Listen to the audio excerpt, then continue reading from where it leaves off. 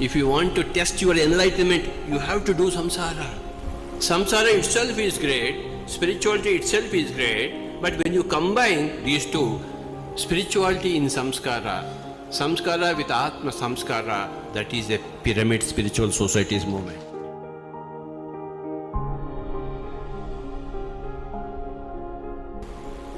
If you want to test your enlightenment, you have to do samsara. Without samsara, your enlightenment is not tested. Your self is not tested. So, my dear friends, samsara, dodda anubhava, plus within the samsara, you should add atma samskara. That is the mahanubhava. What a great thing. Samsara itself is great, spirituality itself is great, but when you combine these two, spirituality in samskara, samskara with atma samskara, that is a pyramid spiritual society's movement. We have a wife, we have a husband, we have children, we fight daily. But we also meditate daily together. That is the greatness. We fight daily. We are not shy of fighting.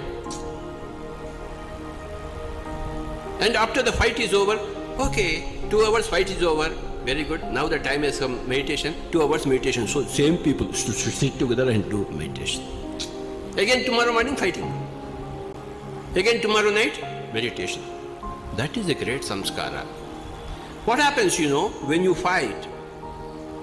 Everybody fights for the right cause. Everybody is right from his point of view. The wife is right from her point of view. The husband is also right from his point of view. Okay, we are going in the traffic from east to west in Bangalore. Then there's the traffic from west to east. They are also following. So both traffic jam. Who is wrong in the traffic jam? Everybody is right. This fellow wants to go from this side to that side. That fellow wants from there. The same road is there. You have to have a lot of patience. In samsara, lot of patience is developed. Every day you will have hunger. So you have to cook and eat.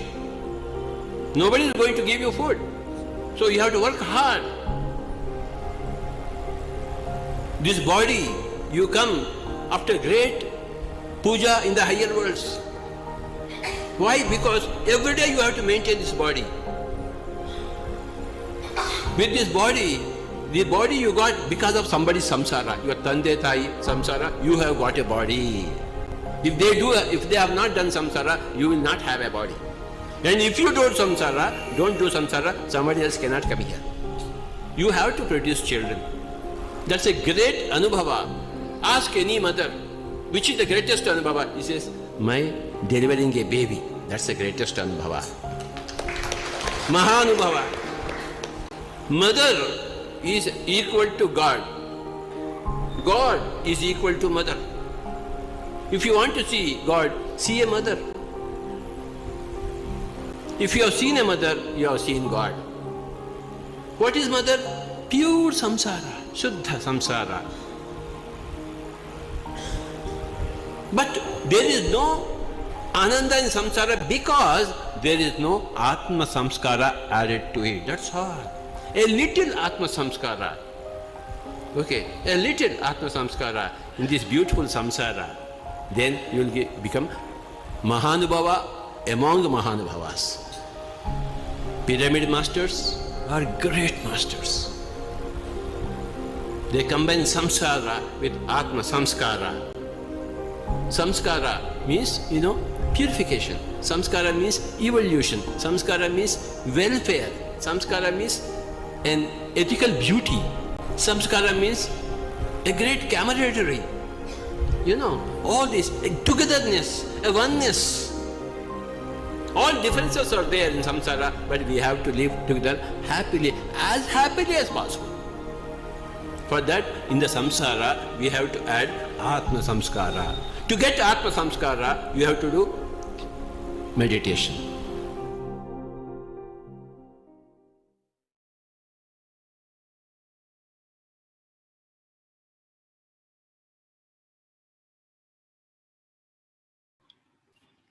Divine evening, Masters. Welcome to the day 10. Let's prepare ourselves for the meditation, today's meditation. Make yourself comfortable by sitting in a most comfortable position. You can sit on sofa or chair or down. But cross your legs, clasp your fingers, and kindly remove your specs if you're wearing it. And gently close your eyes.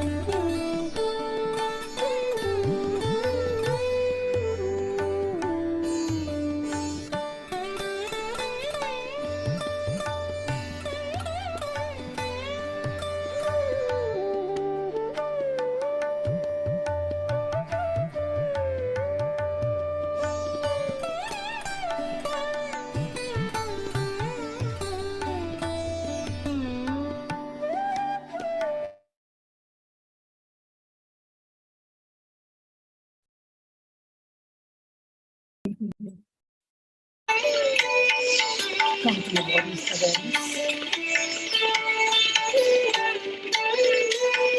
Open your both palms and keep over your eyes for 10 seconds.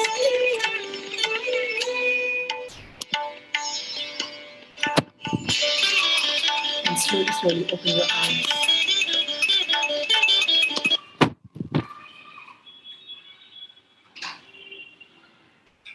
I would like to invite Asha for today's session.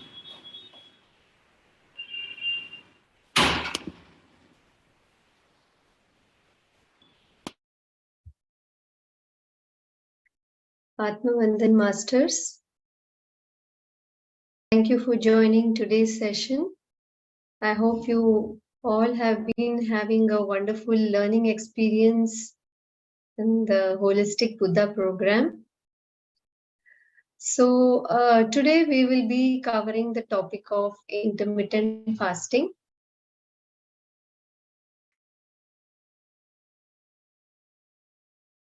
So how many of you know what is fasting? Can you write on the chat? Have you any experience with fasting? Have you done it before?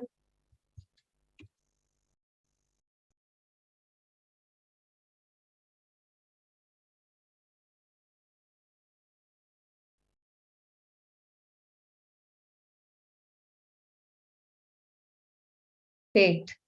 So some of you have experience with fasting. Even if you have not had experience, I'm sure you have heard about it. Yeah, many people have been doing it, fasting or not eating anything.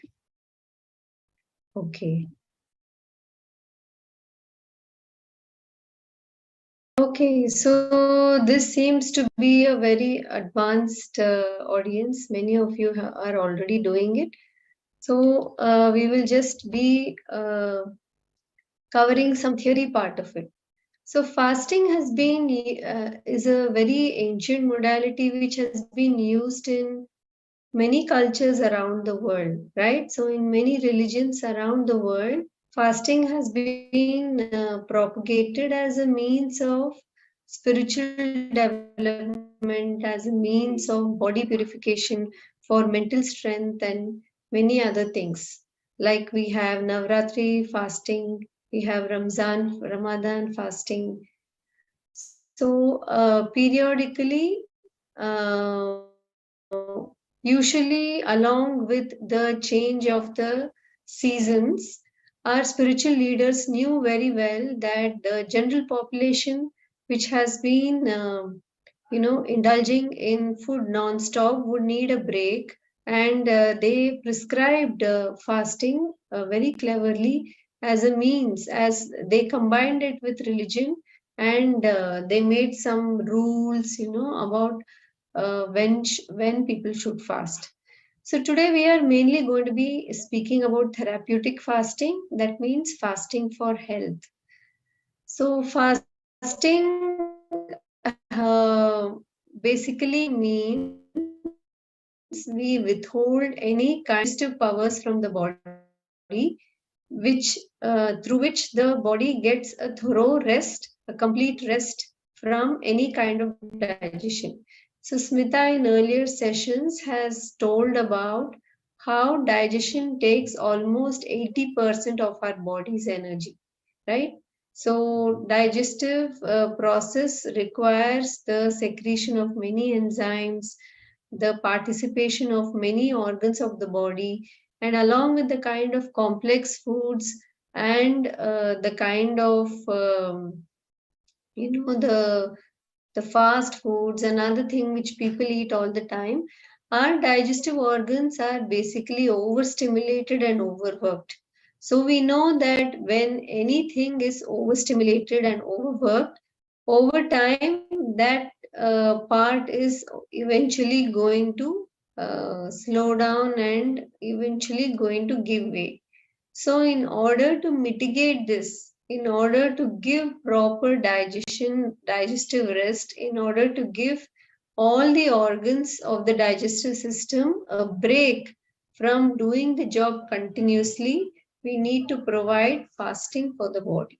Okay, so fasting not only works good for the body, it also works well for the mind, because remember, everything is about conservation of vitality. Smita in earlier sessions has spoken about vital energy, right? So it is the vital energy or the prana shakti of our body which is doing all the actions of our body, right? So through fasting, we conserve this precious resource of vital energy so that we have more of this energy available for critical stages of our life, or to use it where we really want to. So today we are going to cover more about intermittent fasting. So let's see what is intermittent fasting.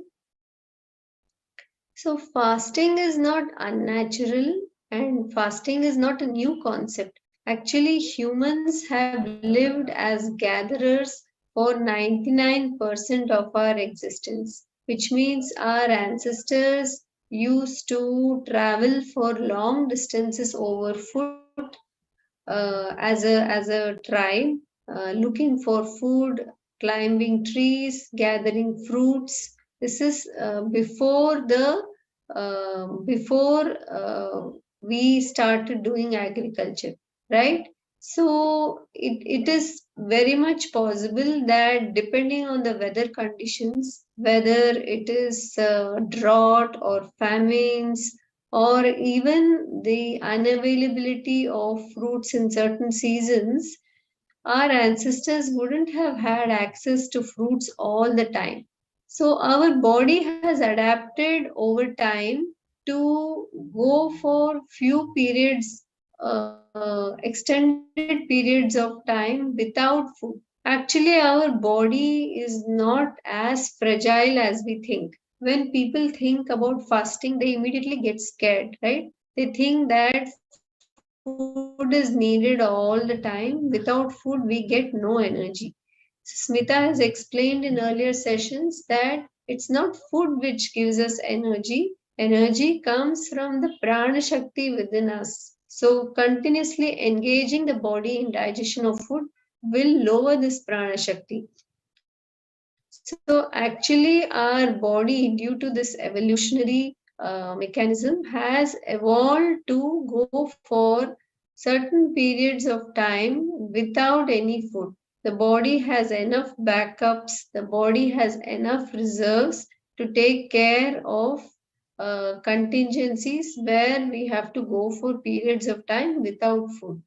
And keeping our stomach full and busy all the time interferes with our physical, mental, and spiritual development, because it is rapid leakage of our prana shakti, right? So you can see that, let's say, even one meal which is heavy, right, makes you sleepy, you will not be able to meditate, and you will feel very, you will have a kind of brain fog, right? All these things show that all the body's energy has got diverted towards digestion. So imagine if we do this thing day after day, every meal after the other. So it's a lot of drain from our system. And if you observe, animals and even young children who are not yet conditioned by our ways of eating, they provide enough gaps between meals, right? For example, if you keep food in front, if you keep food in front of a animal which is not hungry, it is not going to eat it, right? Or if you offer food to a child who is not hungry, he or she is just going to refuse it. It's not going to open its mouth, isn't it? So animals and children who are still in touch with their instinct will eat only when they are hungry. So this is also something we have to relearn, because many a times we do not eat with hunger. We eat for many reasons apart from hunger. We eat because it is time, because we need to leave home, we need to catch the bus, or we need to travel to work, or we eat because it's a specific time, or we eat because food has already been cooked and it is hot. We eat because there is a lot of food left over, right? So many reasons, but not the real reason for hunger. So it makes sense to provide proper gaps between meals, so that we can take care of some of these digressions which we regularly do. So every organ needs time and space to do its job well. Even a car, right? If you keep it running all the time without proper rest, without proper servicing, or periodically taking it to the garage, is not going to work for a long time with good efficiency. Slowly over time, there will be slowing down, or some parts of the car will get faulty, and sooner or later you will be going for multiple trips to the garage to get it repaired. Similarly, human beings who eat a lot throughout the day, disregarding the powerful instinct of hunger, powerful signal of hunger, eventually is going to keep visiting the hospital every now and then, because some part of the body is going to stop functioning. So it is just logical, right? Every part of the body needs rest to do its job well. So a grain-filled meal actually takes around 4 hours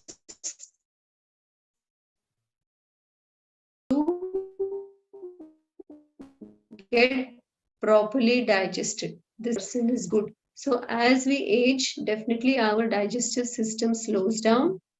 So even it may be more than 4 hours. So after 4 hours, you have to give at least some time for the organs to rest before we take in more food. So providing enough gaps between meals enhances digestion, assimilation, and excretion. So not just digestion, Assimilation is the process by which the body rearranges certain things inside. So actually our body has enough reserves of all vitamins or minerals or whatever it is. So many people say that they have iron deficiency or deficiencies of other minerals and all that, right? But actually the fact is that those reserves are already there in the body.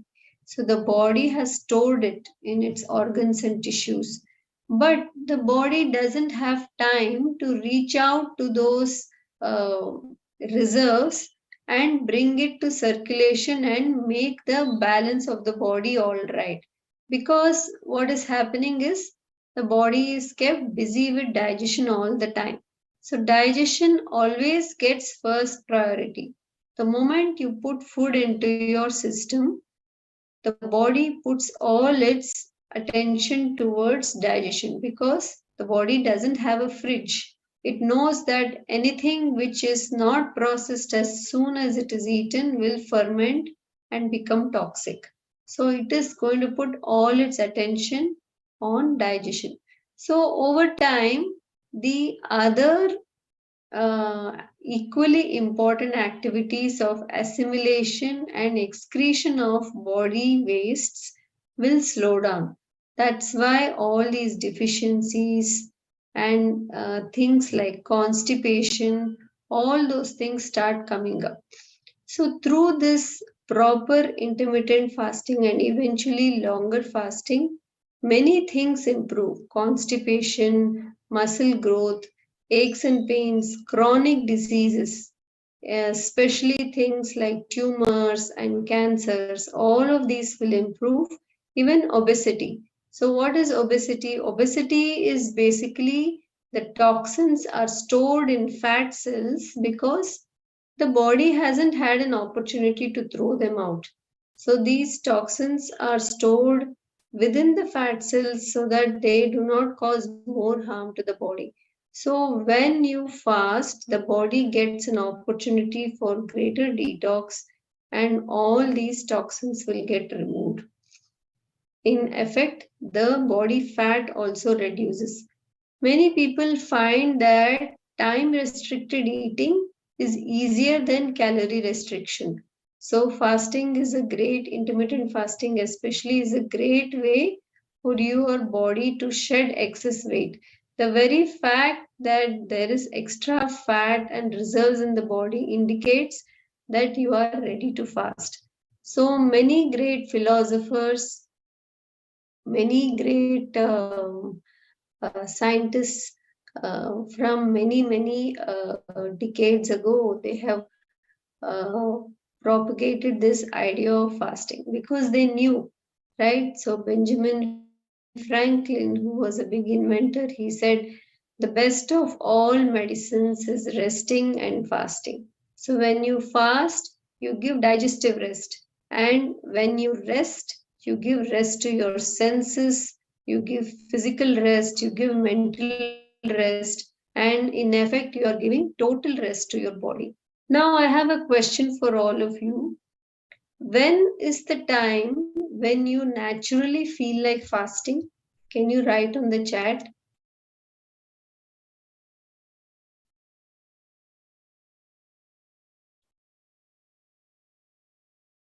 Morning time, evening.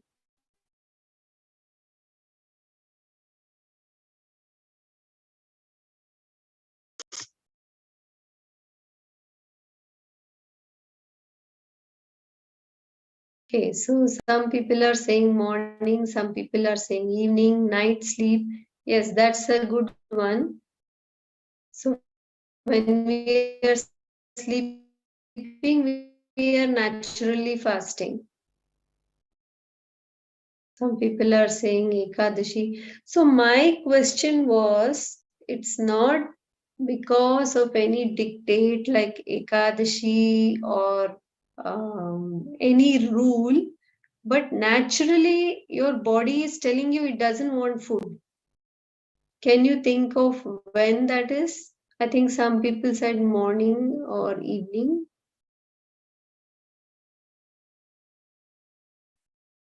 Yes. So the answer was when I am feeling sick. Yes. So when we are sick, when we are unwell, naturally there is bitterness in the mouth. There is disinclination towards any food. And actually, even if there is any food being made in the house, you kind of feel nauseous, right? Yes, Priyadarshini also brought in an important fact when you're emotionally not well. That's a very important fact. When you're emotionally not doing well, automatically there is a disinclination to eat, right? Because emotions need a lot of your body's energy to process it. So you are going through certain important things in your life which need your body's full attention. For example, grief. Let's say somebody has passed away, right? So if you're going through some grief, today what is happening is death has also become, an occasion where food is ordered and a lot of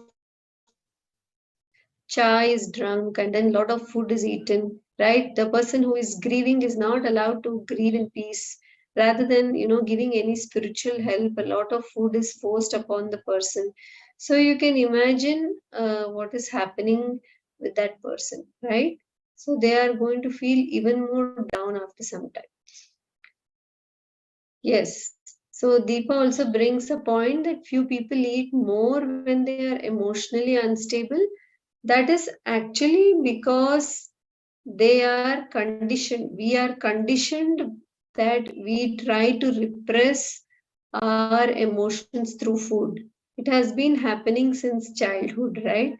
So whenever we are, let's say, upset, right? Our parents have always said, let me make something nice for you, right? Or if we are very happy, then also it is celebrated through food.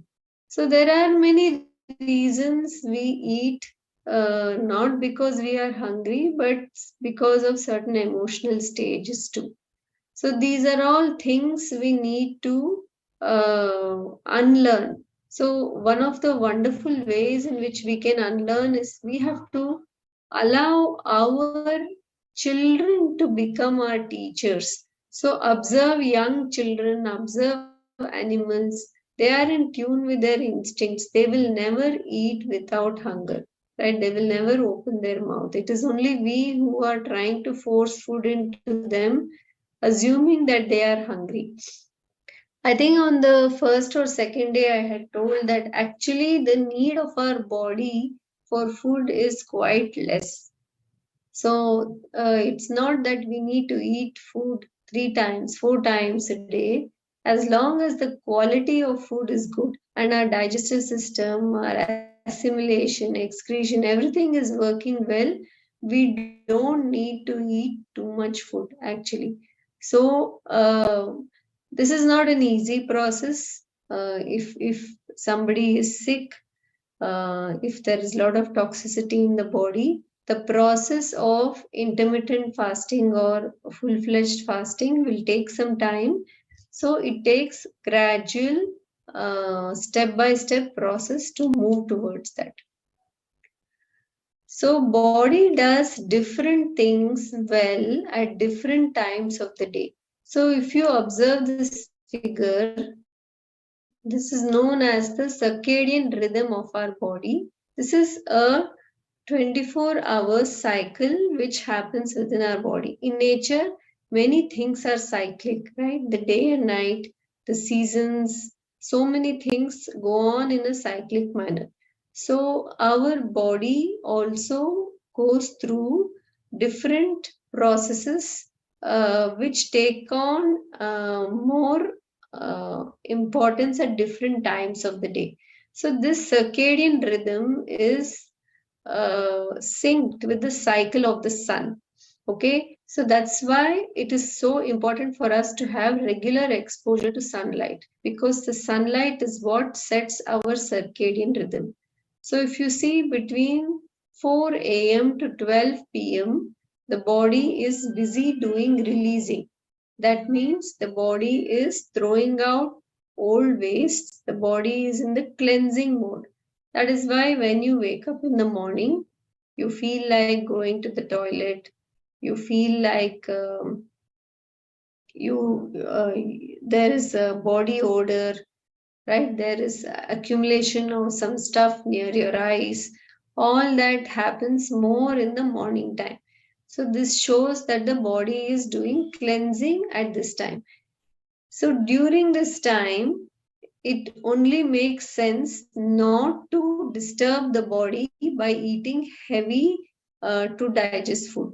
That's why, remember in the diet plan session, Smita spoke about not eating any cooked food in the morning. So being on juices, being on fruits, that is especially important during this time.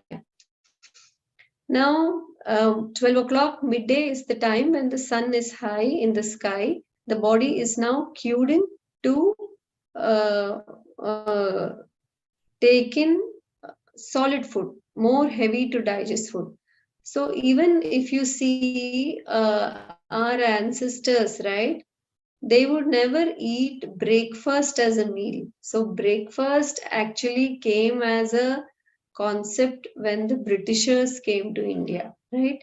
Actually, our ancestors were more into eating very light food, and the first meal would typically be around 11 to 11:30.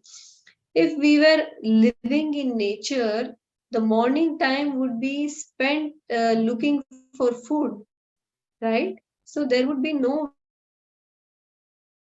way in which we could eat so early in the morning, right? All this heavy foods which we are eating today. So nature has designed the morning time for excretion, for cleansing, for doing exercise. Actually, we are meant to be looking for our food and walking and all those things. So today we are not doing all that, so we have to substitute with some exercise. So this is the best time to exercise and keep ourselves busy. So we have to wait for hunger, right? Not that it is 12 o'clock exact, but wait for hunger, which typically comes later in the day. Okay, so after 12 p.m., the body is ready to receive food, and this is the time when you can give heavier to digest food. So if you are eating any grain meals, or any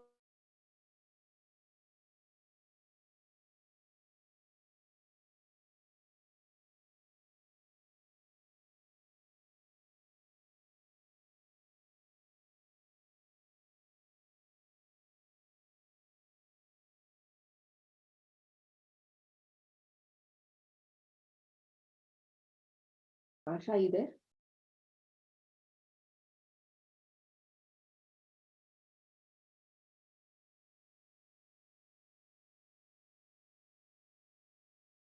Your screen is frozen.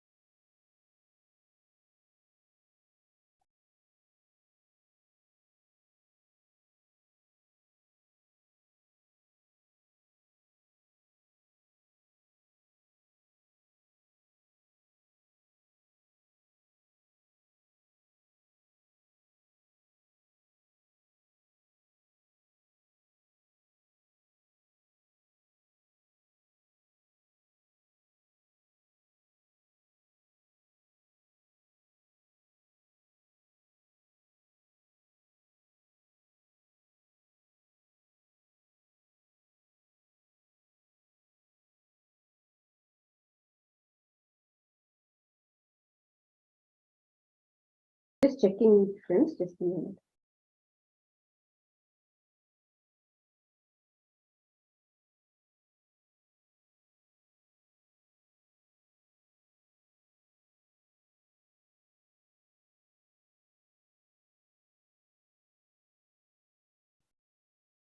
Okay.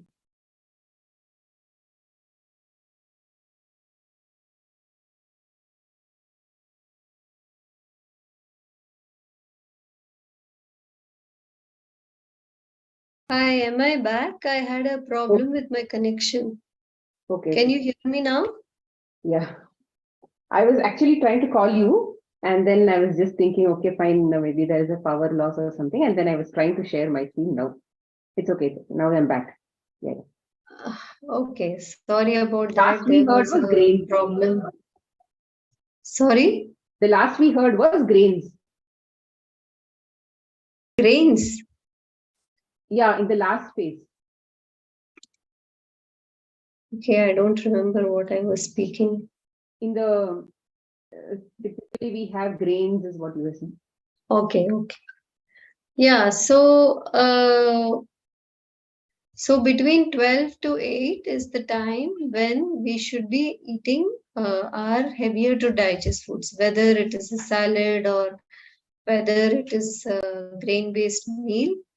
Remember the diet plan which Smita had shared, and it is better to finish your last meal by sunset, because after sunset is when the body's digestive capability is going to shut down. Remember, like even birds and other animals, they retire by sunset, right? They don't eat after that, they don't hunt after that.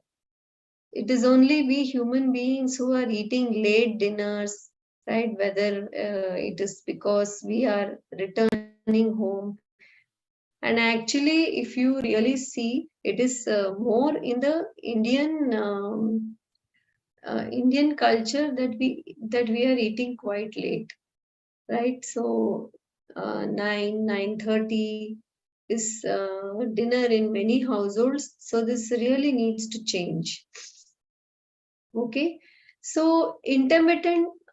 Now coming to, sorry, I didn't complete the last cycle. Between 8 to 4 a.m. is the cycle for assimilation or repairing.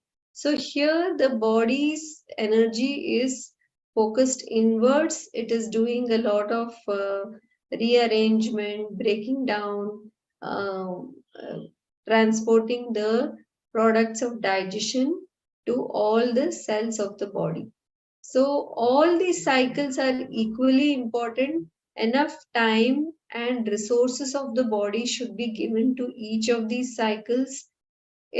But what we are doing today is we are focusing more on the receiving part. We are focusing more on the digestive part, right? So we have to give equal focus to all these parts. That is when the body will work best. So when we sync what we are doing on a daily basis with nature's rhythm, because nature's laws are immutable, right? So when we sync with nature's rhythm, that's when we have the best of health. So intermittent fasting is nothing but providing proper gaps between meals to allow for true hunger to appear, to allow proper digestion to happen, and allow the end products of digestion to be utilized and excreted by the body properly. So ideally, we say that sleep is not a hunger producing cycle.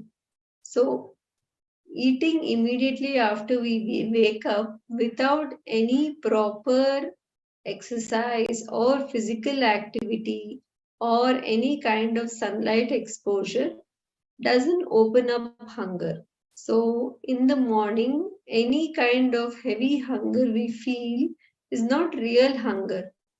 It is more a craving. A hunger should feel more like a need to have some fruits or a need to hydrate yourself. Okay, so in the morning, most of us are used to eating breakfast because it is the time to go to office or school. But actually, if you see, many children are reluctant to eat food in the morning, right? So that shows that actually there is no need at that time to have food.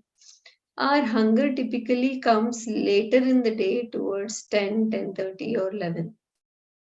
So if you are used to eating heavy breakfast, slowly you have to train your body and mind to get back to your natural instinct of eating. So listening to your body, listening to the signs of hunger, and waiting for hunger to mature.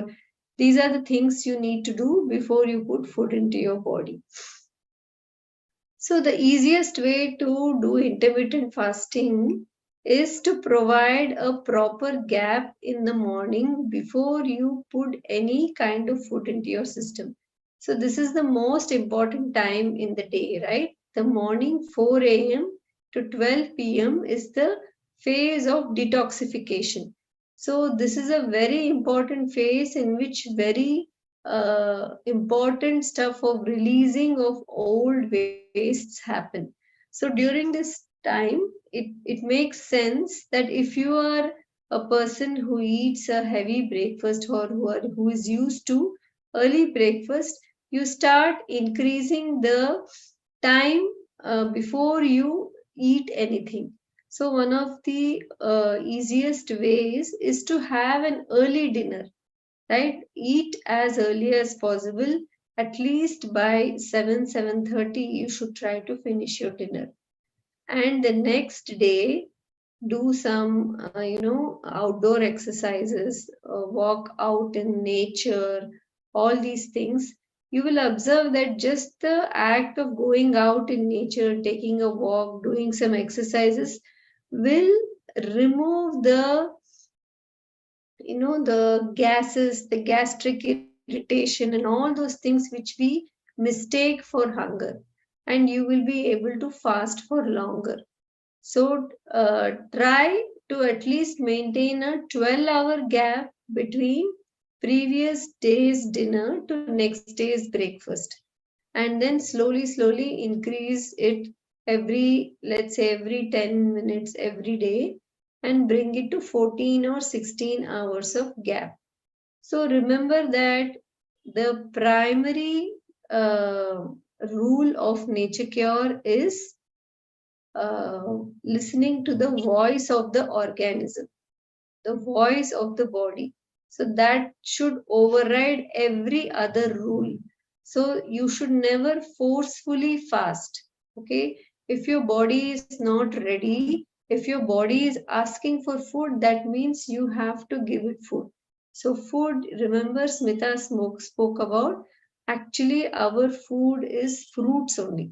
Fruits and a few tender greens are our actual food. So whenever we want to fast, we should not do with any fixed rules in our mind that I need to cover 16 hours, and at the dot of completing 16 hours, then I will eat. No. Every day, the needs of the body will change. It depends on what time we slept previous day, what activities we did previous day, the today morning, right? Our mental state. So many things factor into this. But as your body gets cleaner with the right kind of food, by eating more and more raw over a period of time, your body will become more efficient and your body will be able to fast for longer time. So during fasting, many good things happen. Your skin becomes clearer, all the wrinkles will soften, your eyesight becomes clearer.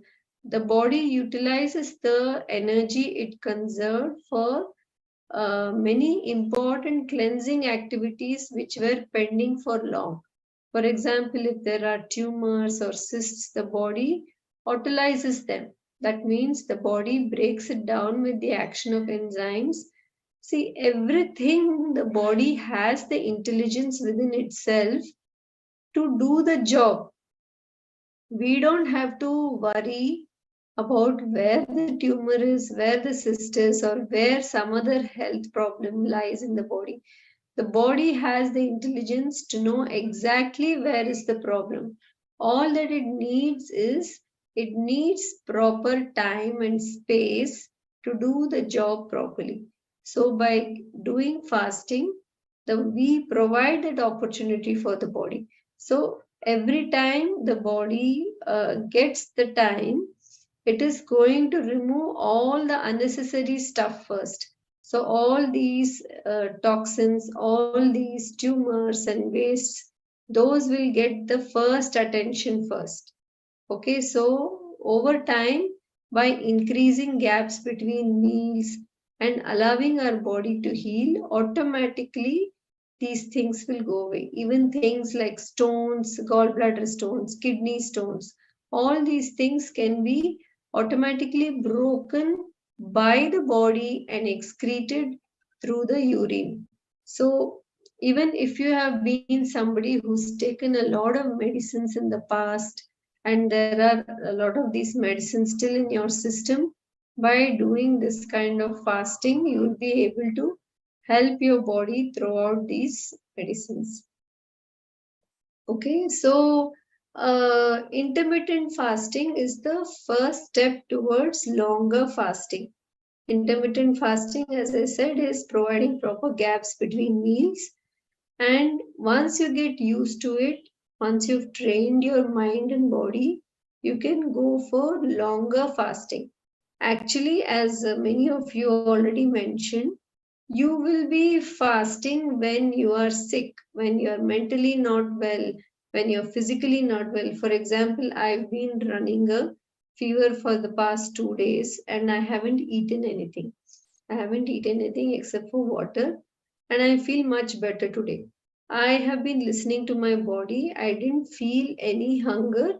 So we are already used to periods of time without food. So we are just extending this concept, and there are many benefits for this kind of longer fasting.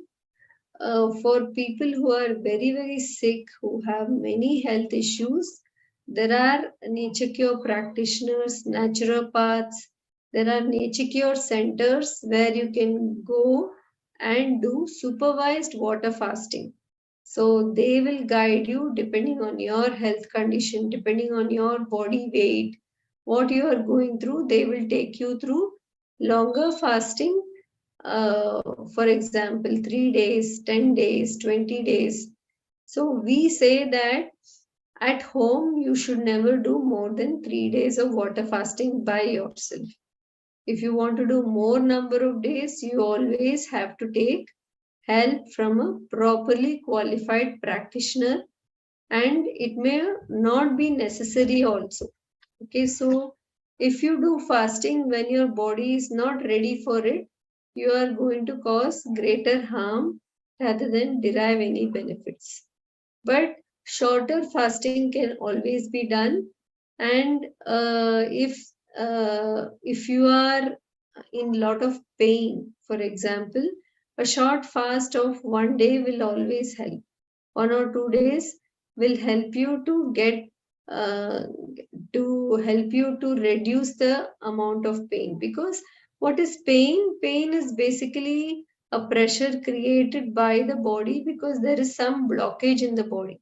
So the body can work more efficiently without the burden of food. Okay. Or if you are going through some big emotions like grief, or you are preparing for some exam in which all your mental faculties are needed and your focus is really not on food, then you can fast. For example, when I went to write my naturopathy exam, I fasted till I finished the exam because I wasn't really hungry for food, and I found that I could focus and write my exam better when I was without any food in my system. So this capability is different for different people. There is no competition. There is no, success or failure or anything like that. The only rule is listening to your body.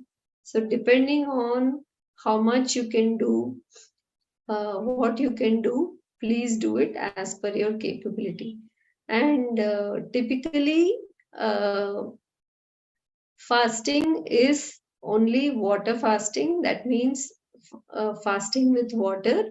But if you're not ready for that, you can still give digestive rest to your body by going for juice fasting, right?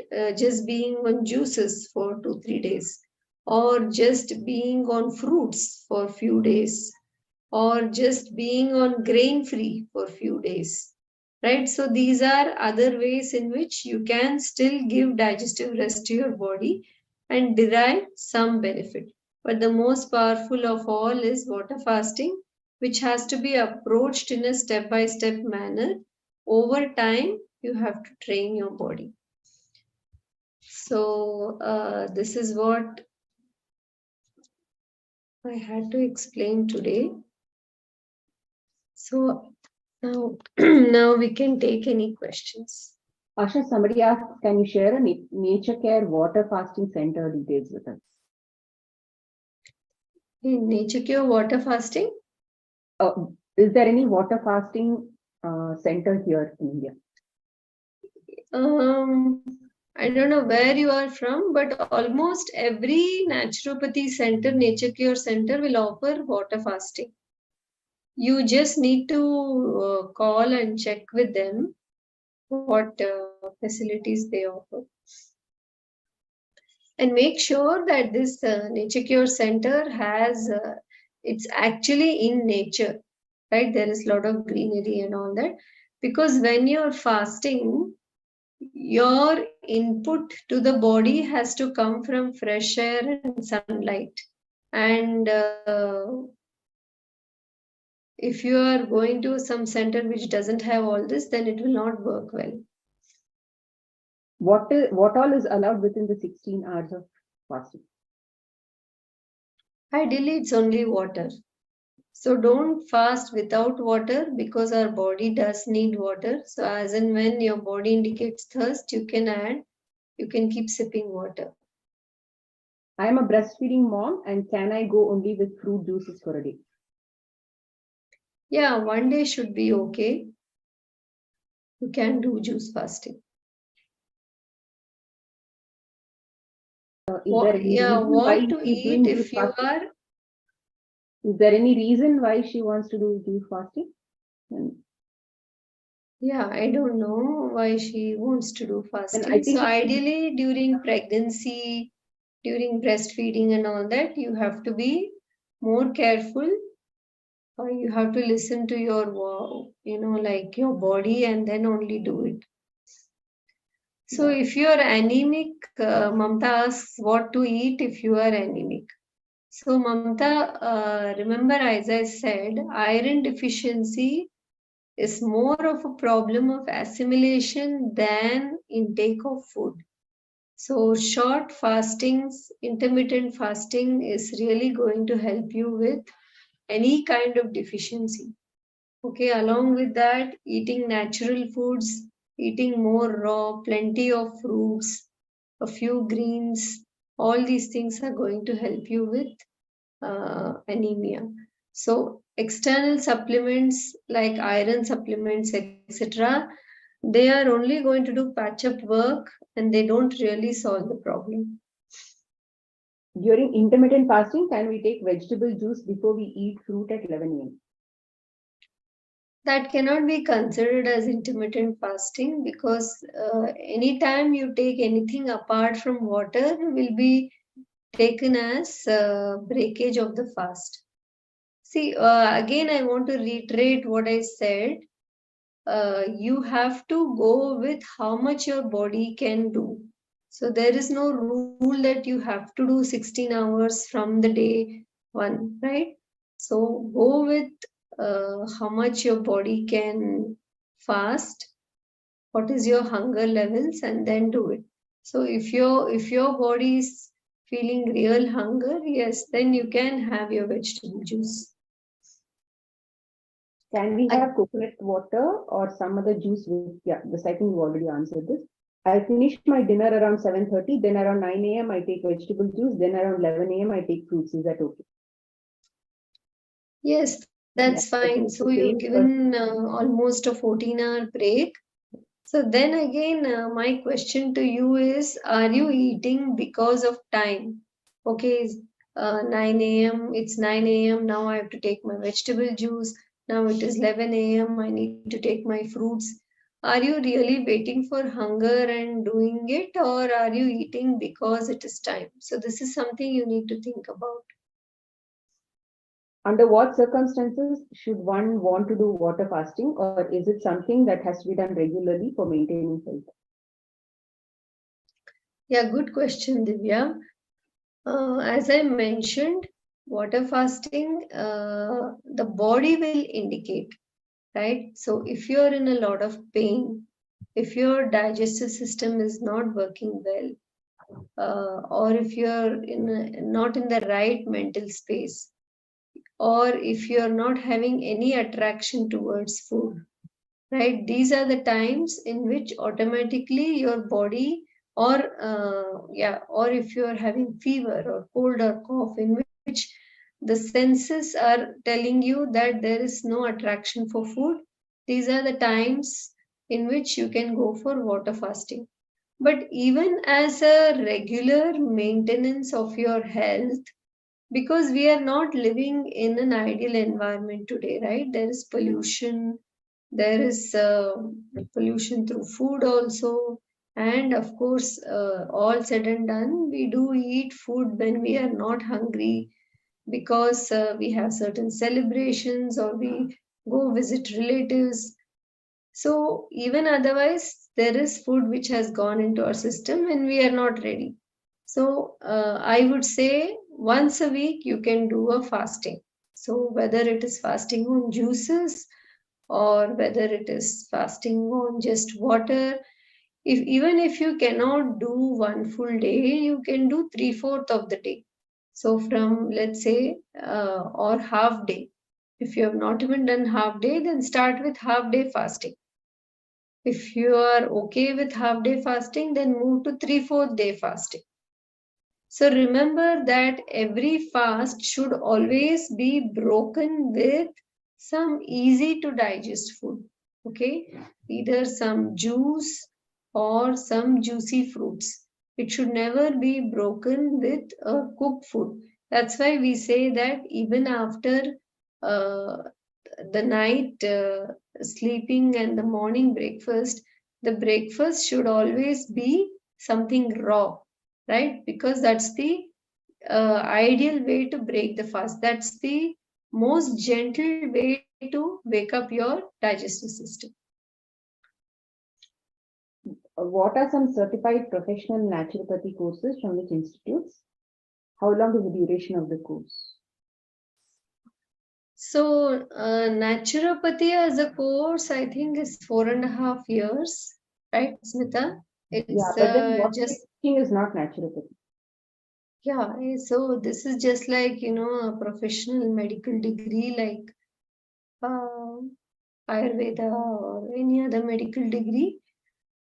So that there you will get the degree of doctor. But what I was talking about was a basic diploma in nature cure course. So many places are offering that. We can share details later in the WhatsApp group. Yeah. Is it okay to add stevia instead of sugar to vegetable juice or fruit juice for kids? No. Don't add anything artificial to something natural. Okay, let children get used to the subtle sweetness of fruits and juices. So fruits actually are ripe fruits. If you select good quality ripe fruits, they are automatically sweet. The only reason why a child may be refusing to have that is because their taste buds get shifted due to the usage of high concentrated sugars in the form of, the white powdered sugar or jaggery or other things. and then they don't enjoy the natural taste of these fruit juices. So stevia is basically a concentrated form of the stevia leaf. It's a very strong sweetener which is going to mess up the taste buds. So don't get them used to all these things. Let them enjoy the natural sugars in the fruit. I take my detox juice, which is coriander leaves juice, within 16 hours. Detox juice around 11 to 12 maybe PM to maintain intermittent. Little confused. Yeah, whether it's a detox juice or any other juice, within 16 hours is breaking the fast. So it's only water which can be considered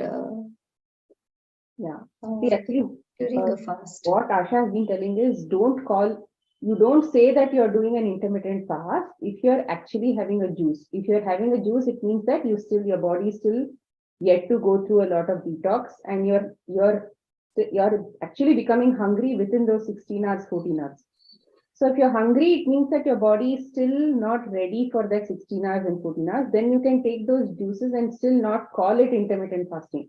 You can say, I'm just fasting for 8 hours, 9 hours, or whatever it is. So over time, as you continue to keep detoxing yourself, your body will naturally not be hungry till 16 hours. Yeah. I'm doing intermittent fasting for 2 years. I eat in between 12 to 4 PM. I eat fruits and soaked nuts at 12, and at lunch, big bowl of raw salads, and then cook food after 4 PM. I don't feel hungry, so I don't take anything, but I'm still anemic for the last few years. Okay. I eat Takes food between 12 to 4 PM. Fruits at 12, then lunch somewhere in between. I mean, aren't you eating too much in the very short window? Yeah. And you're giving a very long break. So Mamta, as I said,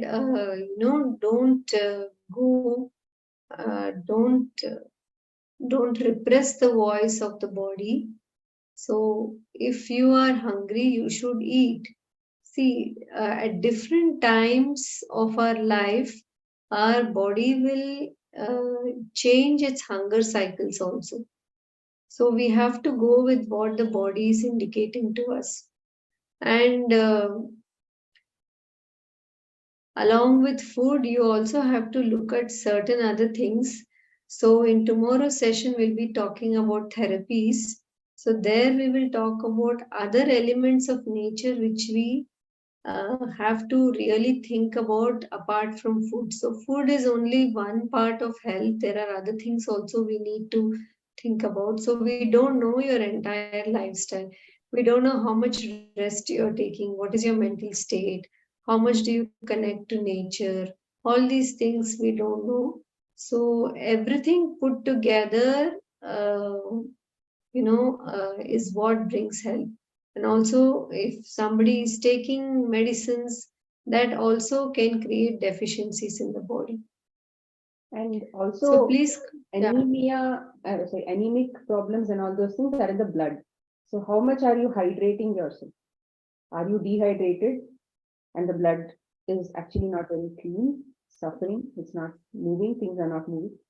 So look, in one of these classes, I mentioned about all those 7 or 8 points that you have to look at, energy vampires and all of those things I spoke about, right? In that class, just take a look at what are the points that you are not satisfying and which points you are overdoing. So just think in that angle.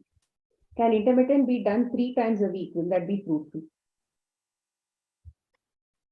Yeah, you can do it every day. You can do it every day. What about folic acid before pregnancy, before and during pregnancy? Folic acid before and during pregnancy. You don't need any supplements. Your body will make what is needed.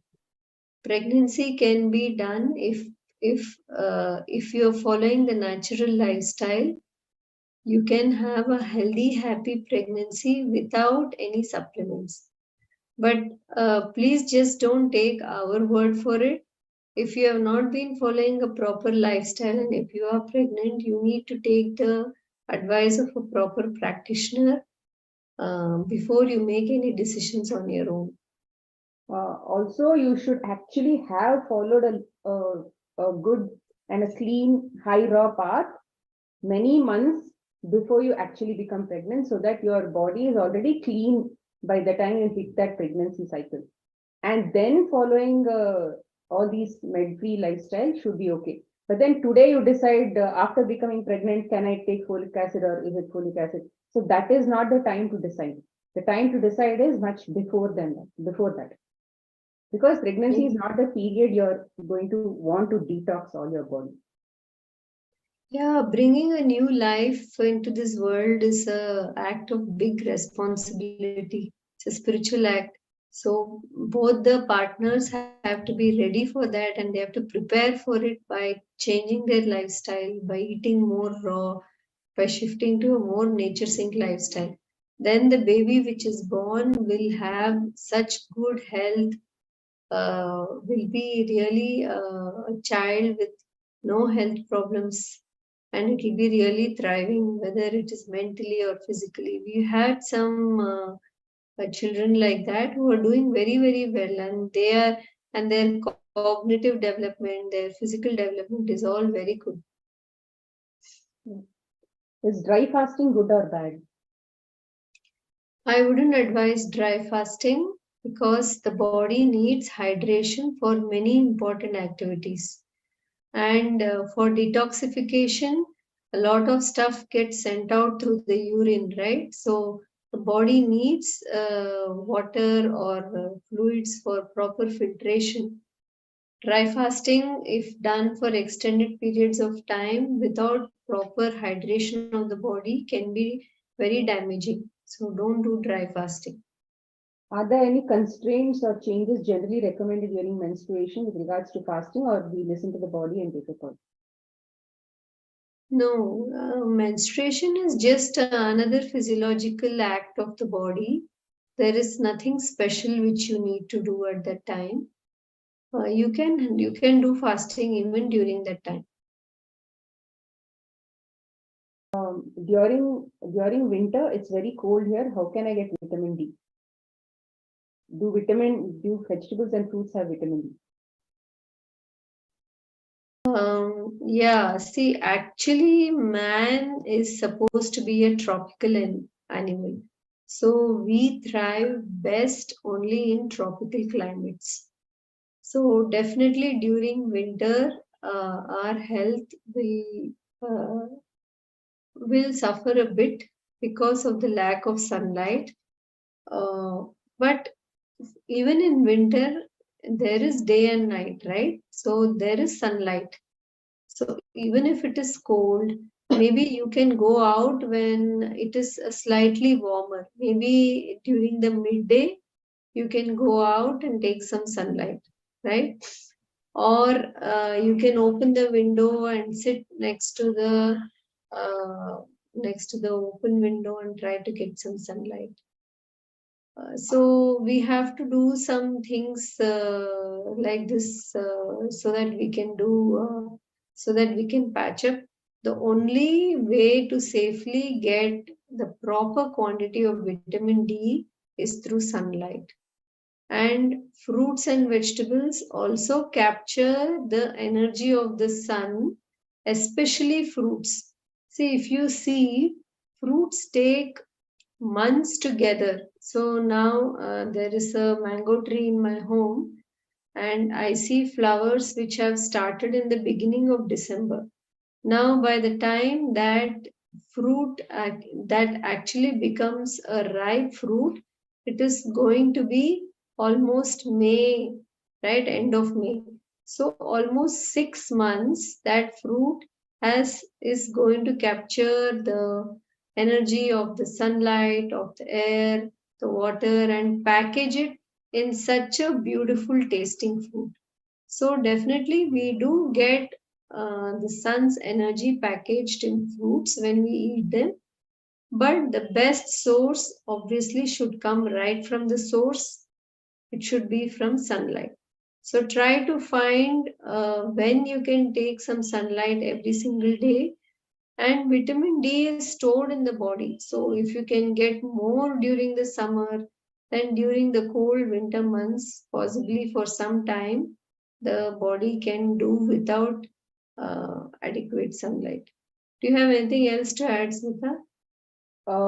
Actually, like Gauravji was here, right? He's a fruitarian, and he had some people who were following him on a fruitarian lifestyle, and then their vitamin D levels had basically corrected itself within 3 months.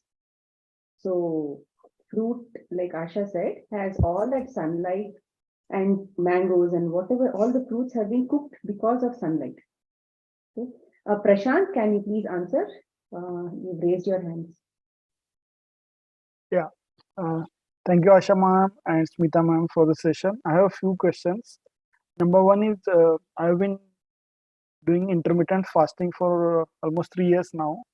So the last meal I take is before 7, and then before doing this course, I used to have my breakfast at about 8.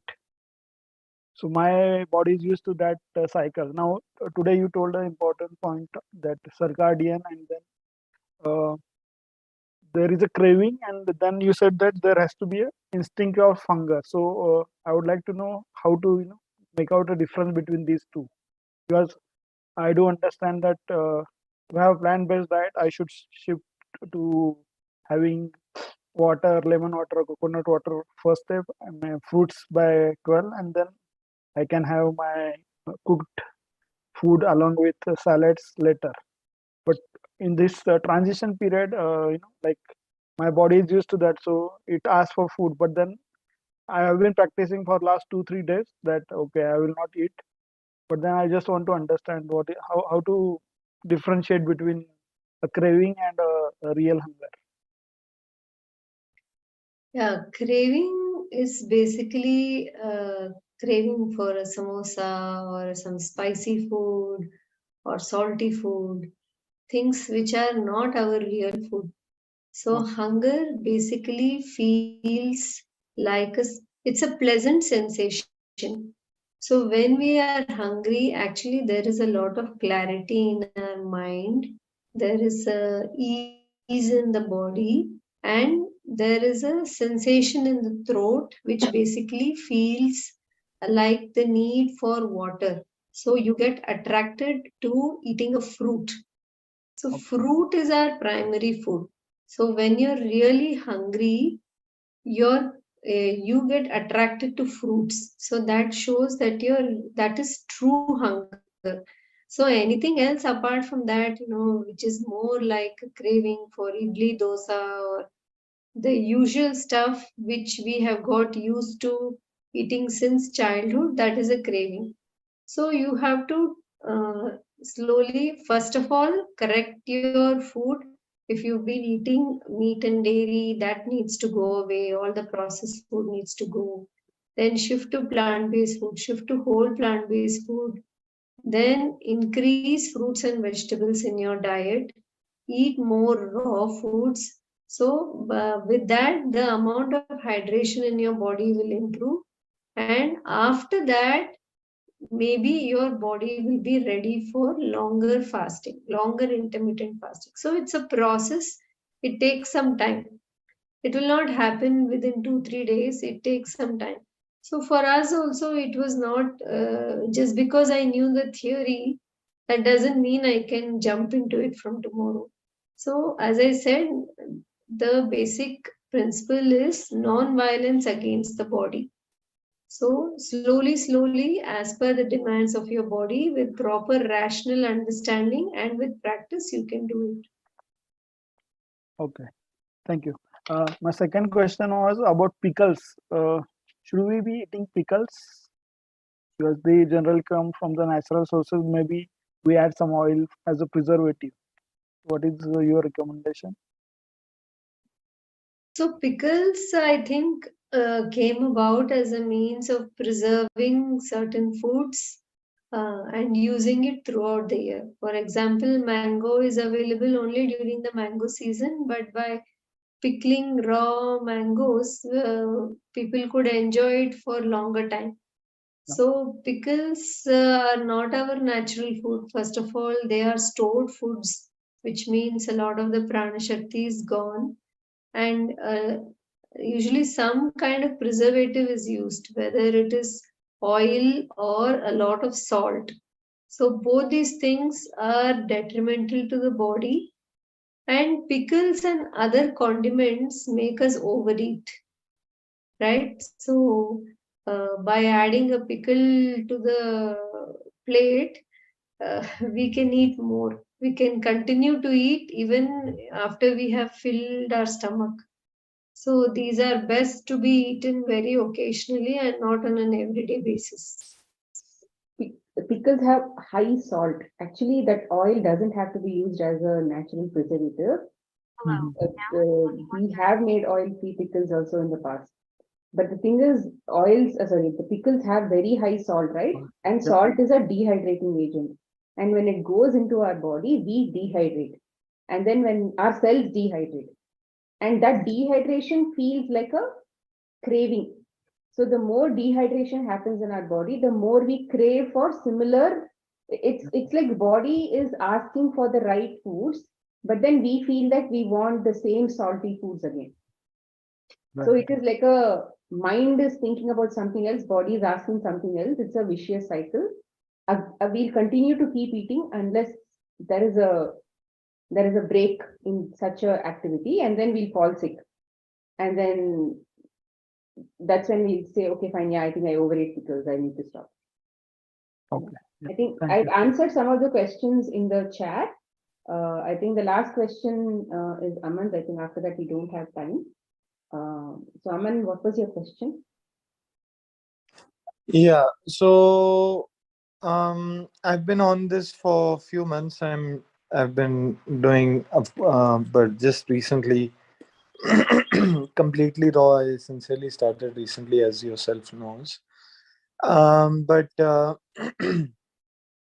I have, of course, cut down on fat and all the dairy from long, and now recently my hormone, one of my hormones, testosterone, came in low. So the doctors are advising me you need good cholesterol and fat, saturated fat, to make that hormone. Otherwise, it will drop.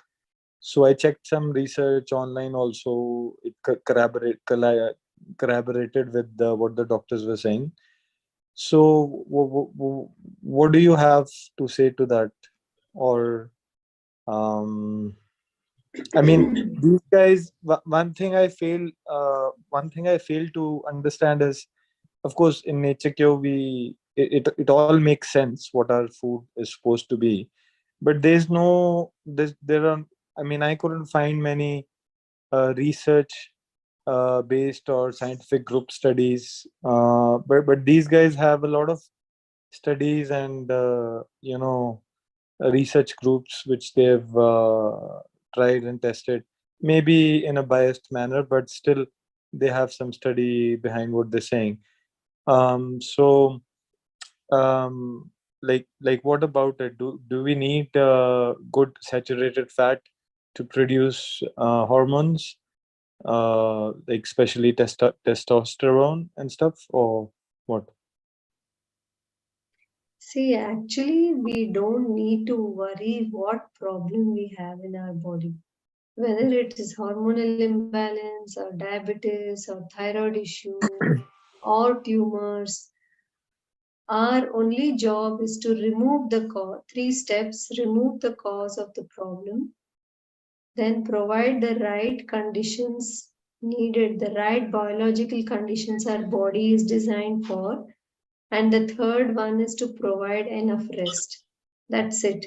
So we just follow these 3 things by implementing what we have learned about nature cure, and over time the body will balance everything out and correct whatever has gone wrong inside. So there is no need, in my opinion, to go through research papers. Just like you said, a lot of it is biased. And see, every human body, not the human body, every human is unique, because we have our own emotions, our own family history, our own food habits. All those things are different. So applying what has been taken from research for this is not going to give you the same kind of results. No, but my question is again, like, as fruits are supposed to be our, like, that's what we gather from common sense, is supposed to be our natural food. Um, what about fats, good fats? Should we, like, science has this, or modern medicine has this balance of carbs, proteins, and fat that we should have in our diet, right? In Nature Cure, proteins, we argue that it's made up of amino acids we get from the fruits, and the body makes its proteins by its own, and the carbs are there in the fruits, of course. But what about fats, good fats? Do we as humans Yes, need good even fat? fruits have fats. Fruits have fats also. Even No, lettuce has fats, fatty but do we need acids. saturated fats? Do we need saturated fatty See, all acids? these are names given by modern medicines. LDL, HDL, triglycerides, saturated fats, monounsaturated. They have made it very, very complex. Just go for natural source of fats. These natural source of fats are present in fruits also. Fruits have fatty acids, which are the end products of fat digestion. So just like protein digestion, digestion of fats is very energy intensive. So if you are taking oils and other things to, make up for fats, it's going to eventually cause disease. So if you really want to have fats, fruits have more than enough fats. See, think about big animals like gorillas or elephants. Do they eat fats? They are just eating their natural diet, leaves, fruits, a little bit of tender stock, right? How do they develop such huge muscles? So it is similar for us. We are also biologically very similar to apes. Our biological capability is for the digestion of plant-based foods. But even otherwise, if you want to take a little bit of fats, you can use nuts and seeds, a little bit, not more than a handful a day. You can take them after 12 o'clock, not before Apes that. apes mostly eat fruits and leaves, right? Or Yes, yes. okay. Thank you. Yeah, thank you. Thanks, everyone. So you can take a few. See, regarding the testosterone problem, that requires more medical history to be taken. It requires more medical history to be taken before we understand what's going on. Okay. So I think we are done, Smita, today. Thank you, friends. Thank you for joining today.